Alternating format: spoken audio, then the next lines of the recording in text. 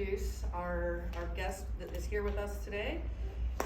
Edith, and I don't ever know if I say your last name right, Thumalopoulos. Yep, All right. you got it. DID project engineer by day, stand-up comedian by night, has the fortune or and Edith wrote his own introduction, Yes, by I the way. did. Has the fortune or misfortune, depending on your perspective, of having grown up in Salisbury most of his life. A lover of rolling furniture, especially powered mobility aids with wheels. Edith got his comedy start in 2019 as a stressed out junior at the University of Maryland. Since his comedic debut, Edith has appeared beside the stage due to his longtime animosity towards stairs numerous times at Roadie Joe's in Salisbury. All right, welcome Edith. All right, thank you. My name is Edith, and I am an Wait a second. It's not that kind of meeting. My bad. Okay, moving on. First off, thank you all for coming out for the free food. And now I'd like to address the elephant in the room. Yes, this is a sit-down comedy show, not a stand-up comedy show. Yeah, I've lost track of the number of times I've heard that one. It's funny the first time you hear it, but by the 200th time, it gets kind of boring. And everyone who ever tells me that joke says it with the delusional belief that they are the first person in the entire history of the human race to come up with such a witty comment. It's the same level of delusion that Rob Gronkowski has in his belief that he will one day get USAA auto insurance. So, Dan, to answer the question you emailed me 3 weeks ago, yes, a lot of people make the sit-down comedy joke. And yeah, I know this show has been delayed. It was supposed to happen 3 weeks ago. But since this is the government, let's just chalk that up to red tape. I heard somewhere, someone once told me that red tape helps you improve your attention to detail. I don't think that's true. Let's take an example. Unity Square.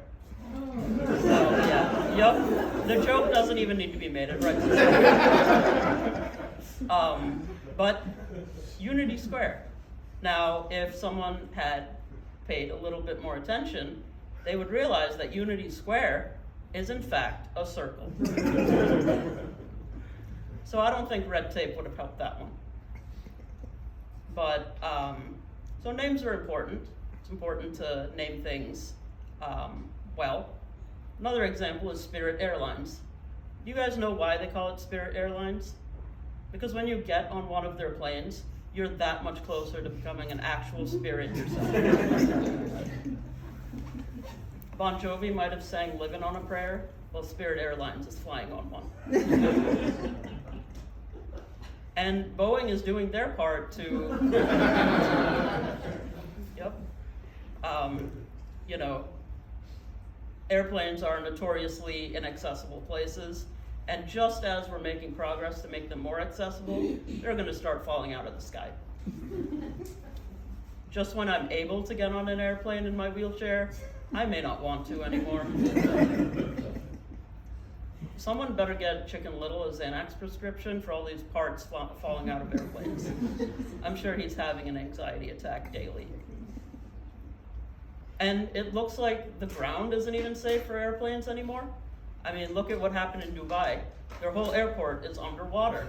You know, I guess Mother Nature got tired of humans putting man-made lakes in the middle of the desert and decided to do it herself. Nice.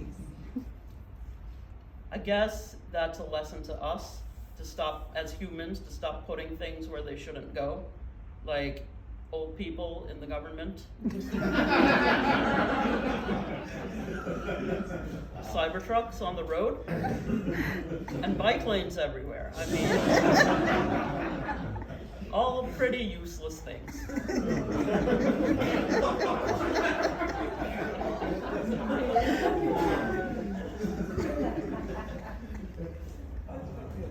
I hope Jake Day isn't listening to this. He's not here, is he?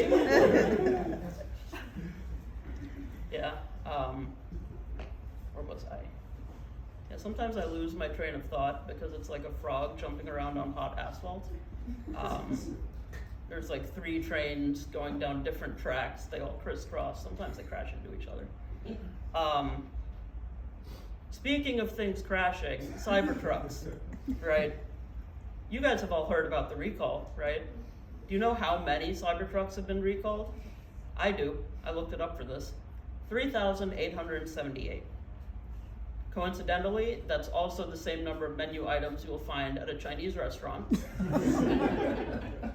And potentially the number of songs Taylor Swift will release in her next album. You know, I'm not the biggest fan of her music, but you gotta admit, she knows what she's doing. She is out there killing it, you know?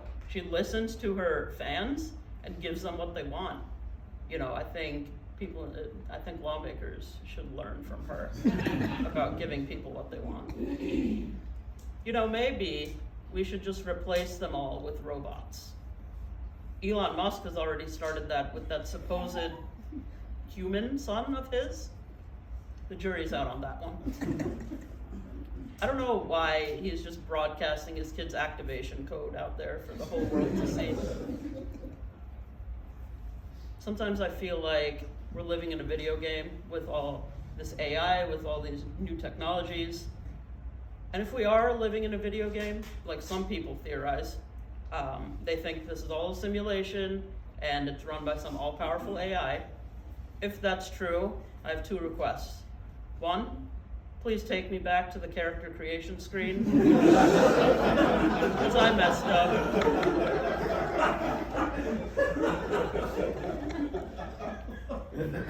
I was going for Professor X, you know, bald, genius, telekinetic powers. Instead I got this. So, yeah. And number 2, can we please stop putting extremely old people in positions of power in the government? I mean, our last 2 presidents were probably around when the Dead Sea was still alive.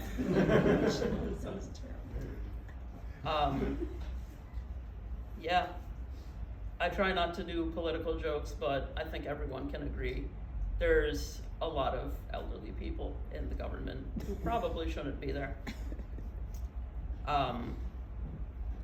Yeah, I'm all for using AI for menial tasks like sending emails or taking orders at a drive-through window.